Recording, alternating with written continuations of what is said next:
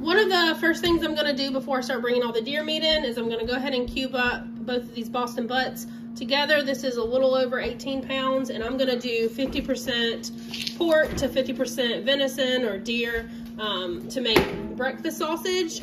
This is the first time I've made breakfast sausage, but I looked up a couple recipes. I'm pretty sure I'll be able to do it without a problem, and I'll just kind of show you what I do as I do it. All right, so I started right on out breaking down this pork butt. I ended up keeping both of the bones to put in some like dry beans, like lima beans or something. So I did leave a little more meat on those bones than I typically would if I was wanting to get all the meat off, because you know you want a little bit of meat in there with those beans. These were pretty decently affordable. They were probably, I want to say $16 each. And they were almost 10 pounds at Sam's, so that was a pretty fair price. And I think I immediately go ahead and start grinding all of this pork down. That way I can have it in the fridge. Grinder. It's not the most fanciest one, but it's good enough and works pretty decent. It's a Waring, I don't know if that's how you say it. I'm gonna show you how to put it together, because if you haven't, it can be confusing. So you just stick this on here, you put it firmly, and then you just tighten that. And that's on there good. This is the plate that goes on the top. Usually you do that last, but we're just working with what order things are coming out. And then you have this little wheel, right? And it goes straight back. And then next, this little plate. And I'm trying to remember. This is usually where I get confused. Pretty sure you put the blade side facing, that way it scrapes it as it comes through there, like it cuts it off. We're gonna try that. I'm pretty sure that's how it goes. You just assemble the... These are my two Boston butt bones. I made sure to leave a fair amount of meat on there. I mean, not nothing crazy, but a good bit, because I'm gonna use these to put in some dry beans whenever I cook them. I'll do like 2 separate times. Make sure you label it, because you think you'll remember, but you won't. And you would hate to pull this out thinking it's a hunk of meat to cook for dinner, and it's just some bones. What is it? It's gonna grind up the meat. Oh. Watch your face. Oh, I just hit my arm on that corner pretty hard.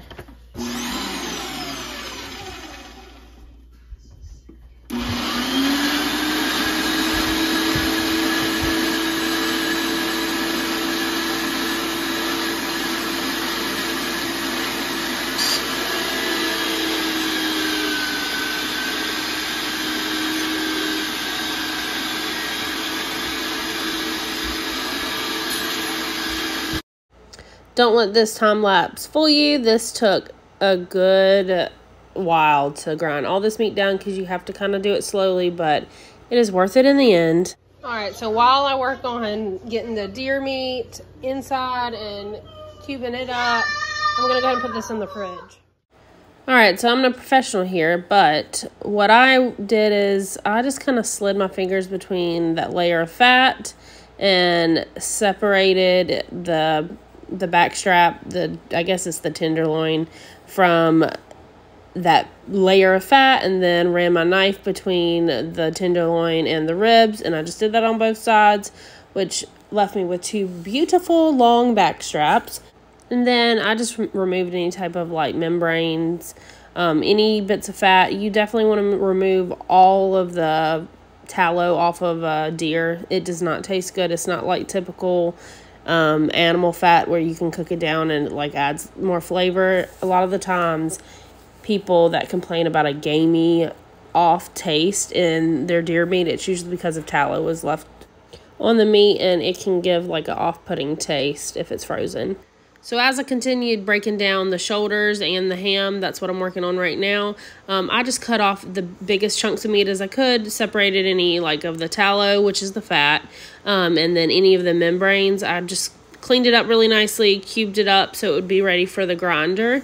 Though this is not the first deer we've processed, we've done many. This is the first time I've done actual deer breakfast sausage. So I personally would rather do one big batch of something than a bunch of small batches. So I had already planned on really making most of this deer into breakfast sausage, and then the next deer that Justin hunts for or I hunt for will be made into something else. So that is ultimately what we did. We made this all into sausage and then burger outside of the back straps.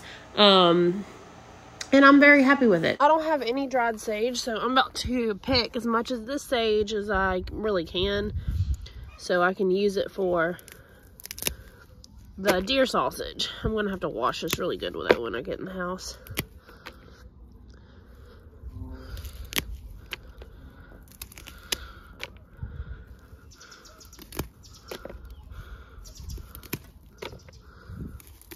Am I really going to just rip all? I guess I am. I guess I'm just going to take everything off the plant because I still don't think I'm going to have quite enough. That's what I got. It's pretty dirty. I'm going to go wash it. Alright, so I've already started adding some of the seasonings. I got brown sugar, some of my chopped sage, salt. I'm about to add pepper. I want to say it's 2 of these tablespoons. We're going to just do that. See how it goes. And then it said ground mustard. I don't have that. I'm going to use my homemade mustard. I'm just going to add some of that. And then I'm going to mix it up. And I'm going to fry a piece and see how it tastes before I start bagging it up for the freezer. I'm just going to mix this together.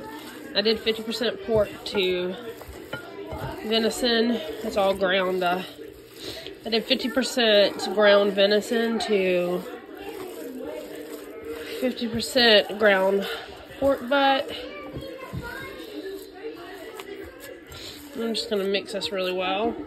Alright, I just kneaded it pretty much like I would knead bread. And I have a cast iron preheating, and I'm going to fry it up over here and taste it before I continue on. We'll see how that thing does. Well, I can tell you now with a family of 6 that sausage never lasted. I never could actually get a clip of it without it already being eaten. So just know, it turned out good. We all enjoyed it. I am just prepping some bags. Justin's helping me bag up the sausage. I would mix up the meat, and then he would help bag it. And then I only did one of the hams and one of the shoulders, so he actually helped finish breaking down that. I don't think I have that on video, but we worked together and got it done. Alright, so for one of these vacuum sealers, the way you use it is you flip this little flap up, you pull out however much of your wrap roll or whatever that you want to use, line it up with the center because that'll be how much it'll cut, and then you just slide this over, it cuts it. Then next you have this little black bar right here. That's what's gonna heat up and seal your bag. So the next thing you do is you line it up there. When I do this part, I try to get really close to the edge so I don't waste too much of my bag. You sandwich it down. You're gonna lock it, and then up here there's a red seal button. You're just gonna hit the seal when you're just selling the end of the bag, and then the light will turn off when it's done. All right, and then that part of the bag is sealed. Alright, so now you got your bag sealed at the bottom, you labeled it, and then you put your meat in there. You are going to put it back in the same place where you did to seal it, but the only difference is you want to make sure the edge of the bag is aimed into that little crevice. That way if it sucks any juices out, it'll catch it. So let me try to do this one here.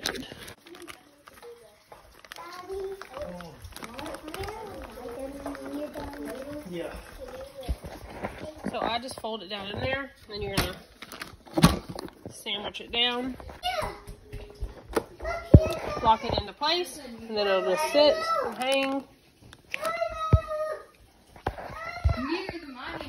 And then it'll just sit and hang.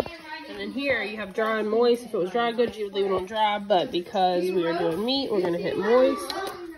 And then before where we just hit seal, that was just to seal that edge of the bag. We're going to do vac seal. And then it'll suck all of the air out. And I'll like kind of squish it around a little bit just in case there was any air trap. And then it'll automatically shift to seal. And then when that red light goes off, it's done. Alright. meat, and then you just open the edge, and then you have your sealed bag of meat. I'll smush mine to the edge just so it's thinner and can thaw out quicker before I stick it in the freezer. But there you have it. I still have way more of the pork than I thought I would have left, so I grinded the rest of the deer meat. Now I'm grinding some onion and garlic, and we're just gonna do this as a burger. I'm not putting any seasonings in it, and it'll be for like actual hamburgers and then meatloaf and tacos, anything like that. Normally, something that I would want ground like meat for, I wouldn't add any pork to, but something like meatloaf and actual hamburgers, things that you want to be like pattied and stay into the shape, you do need extra fat content, but we're just using this because I don't want to waste it.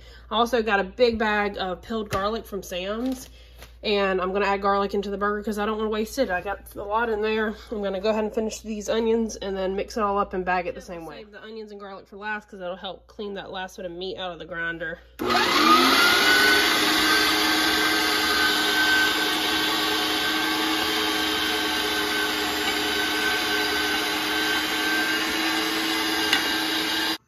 This is hot.